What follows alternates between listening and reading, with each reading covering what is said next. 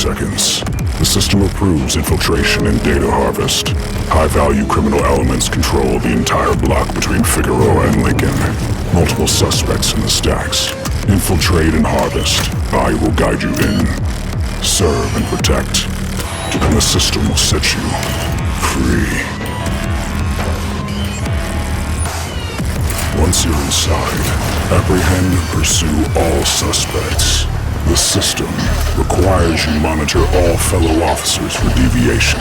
It is your sworn duty to report any agitation, any disobedience, any emotion.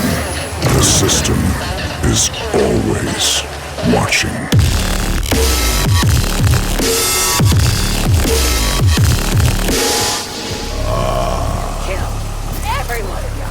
Fresh meat.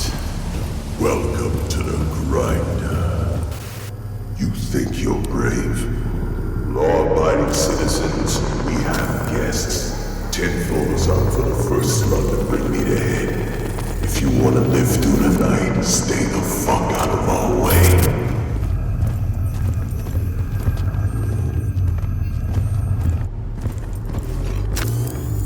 That's the first data drive. Marked. Running a bypass. Stealth wall. Deployed.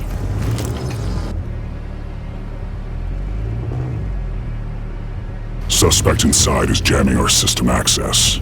Breach and clear the apartment. Weapons hot.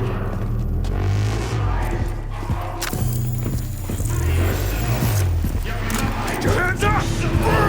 Let me see her! No hesitation. Please help! So get down!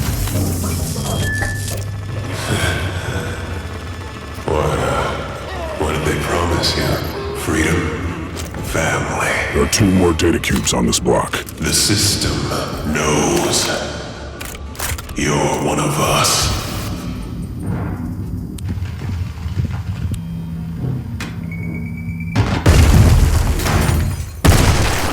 Not going down! Cover me!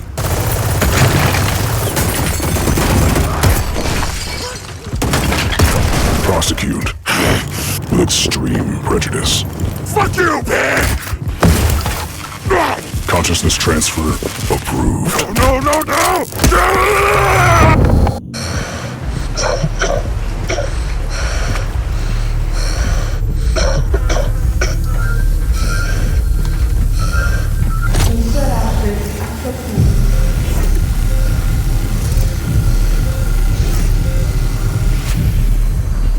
Please, I just need to get up to 460. Alameda PD is tracking multiple gang units converging on your position. Floor 80 and above are locked down. Data cubes will access the system mainframe. Wipe the drive and reboot the block.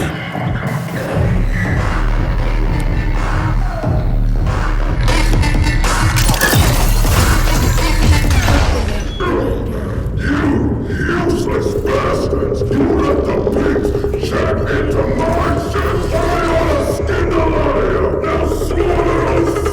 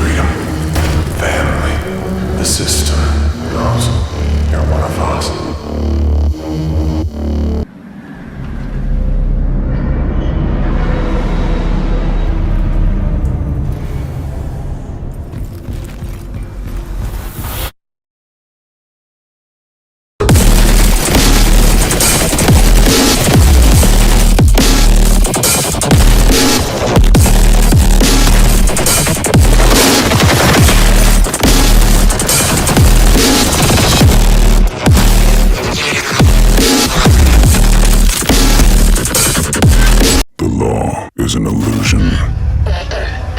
In the system, there are no cops, no judges, only executioners. What is justice without the just?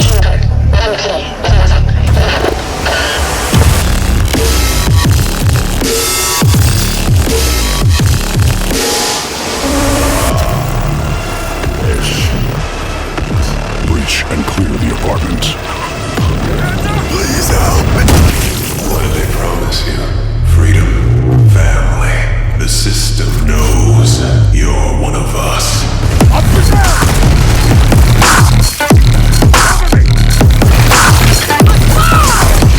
Processed with strong prejudice. Consciousness transfer approved. No! Multiple gang units converging on your position. Light the drive and reboot the block.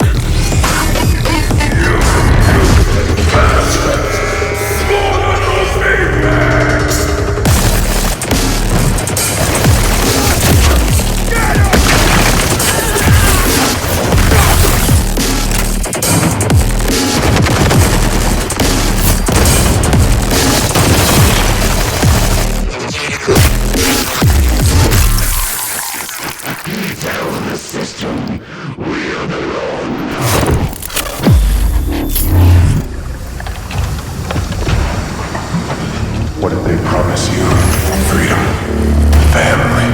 The system knows you're one of us.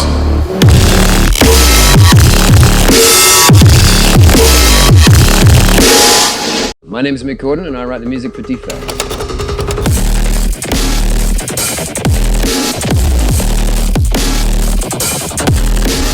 So I like to think that my job is to find a unique sound behind every single project. I like to think that my work considers the role in which it exists. It's not just an accompaniment.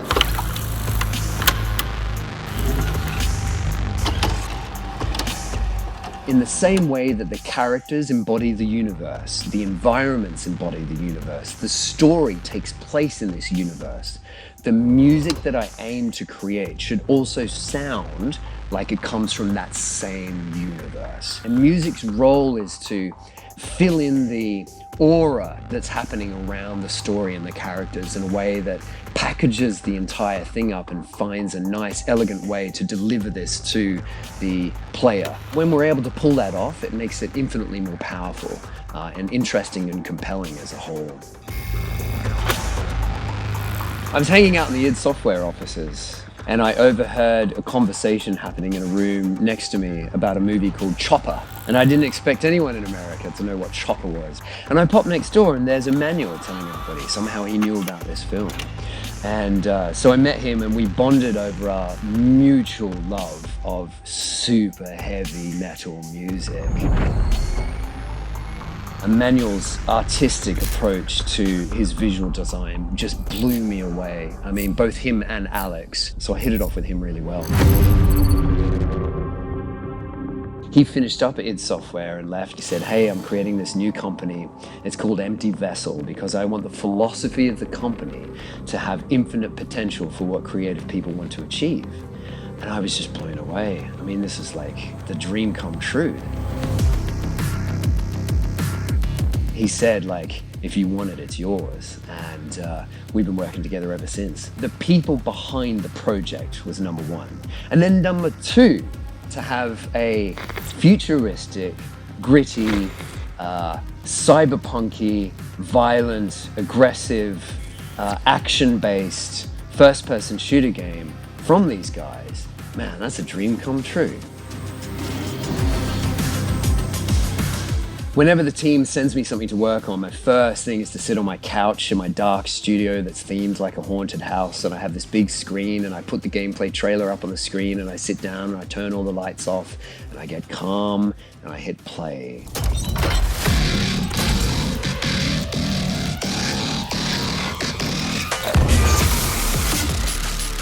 And I watch and I pick up on the pace and I have a little metronome next to me and I start tapping what the pace of the scene feels like.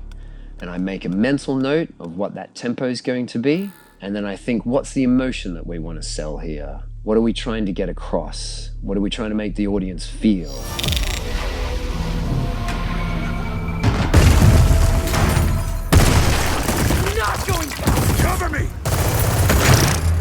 sterile use of violence to elicit control. That's what the theme of that scene is. And I have my tempo, and now I have my intention, and now I approach my workstation and I start experimenting.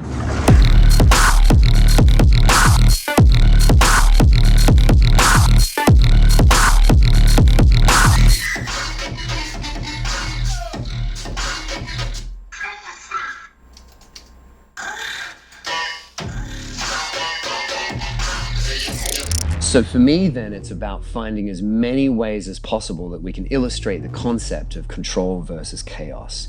One thing I've been exploring a lot on this project is the absolute extremes of distortion.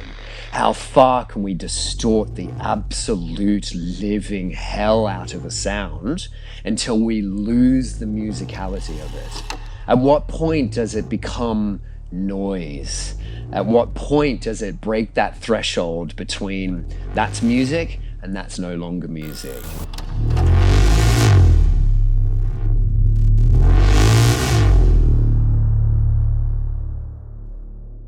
I love getting into really deep, meaningful conversations about creativity. But at the end of the day, the best way to describe it is to put a really cool game next to really cool music. And if you just combine those two things, that works. It's a fail-safe method for making it work. And my job is to keep up the energy and enthusiasm and just trying to keep making cool music to match a cool game.